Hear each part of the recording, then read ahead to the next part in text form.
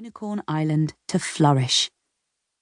Students usually spent a year at Unicorn Academy when they were 10, but sometimes they stayed longer if their unicorn needed more time to discover their magical power, or if they hadn't yet bonded with their unicorn. Bonding was the highest form of friendship, and when it happened, a lock of the student's hair would turn the same colour as their unicorn's mane. Ava couldn't help feeling a little surprised she and Star hadn't bonded already. "Do you think Ms. Primrose paired us together because we both love plants and nature?" asked Star. "Maybe," said Ava. "Or maybe there was another reason. You never know with Ms. Primrose." Ms. Primrose was the wise head teacher who had been in charge of the academy for many years. She was strict, but she could also be very kind. "Well, whatever her reason, I'm very glad she did," said Star. "I wonder when I'll find out what my magic power is, and when we'll bond." Ava felt a clench in her stomach. 2 of the girls from Sapphire Dorm had already bonded with their unicorns. Ava couldn't help but worry that she was doing something wrong. She knew a lot about plants and animals, but she wasn't very good at reading and writing.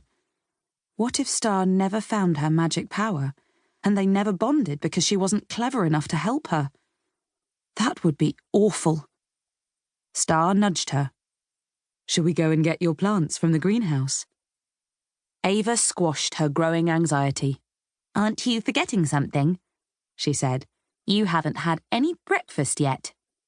Star burst out laughing. "Silly me. I'm getting as forgetful as you, Ava." "Impossible," Ava chuckled. She and Star went back inside the stables. Ava found a bucket and went to fill it with skyberries. But when she lifted the lid of the feed bin, she blinked in surprise. "It's almost empty," she said to Star, who was watching from the doorway. She checked the other feed bins. "They all are." "What? That can't be. The gardeners fill the bins up with berries every day," said Star. Skyberries grew on the mountain slopes behind the school. Not only were they the unicorn's favourite food, they were full of the vitamins they needed to stay healthy, and they helped keep the unicorn's magic strong. Star came over to check, but as she put her nose into a feed bin, she knocked it over. The remaining berries spilled onto the floor. "Star!" exclaimed Ava. "Whoops," said Star, nudging the berries into a pile with her muzzle. "I'm sorry, Ava." "Don't worry." Ava scooped them up and put them back in the bin. She adored Star, but sometimes she wished she wasn't quite so clumsy. "There are only enough berries for the unicorns to have breakfast. I'd better tell Miss Rosemary." Miss Rosemary, the Care of Unicorns teacher, was in charge of the stables. "Now, eat up," she said, filling Star's bucket with berries. Star gobbled up her berries. As she finished her last mouthful, she gave Ava a hopeful look. "Is there still time to plant out your new seedlings before breakfast?" "If we're quick," said Ava. First, Ava and Star went to the potting shed to collect their gardening tools, then to the greenhouse for Ava's plants. Between them, they carried everything to Ava's small patch of garden. The spring earth was soft and easy to dig. Star made the holes, while Ava rescued the worms that got dug up, carefully moving them to a new home. Then, Ava placed each seedling into a hole and patted earth around it.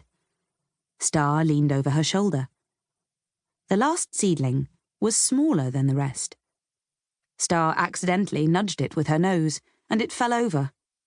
Poof! A tiny spark flickered next to the plant. "Oh!"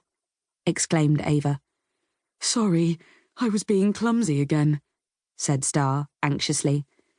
"I didn't do any damage, did I?" "I meant the spark." Ava sniffed the air. "And what's that sweet smell?" "What smell?" Star looked mystified. "It's gone now, but it smelt like—" Ava shook her head.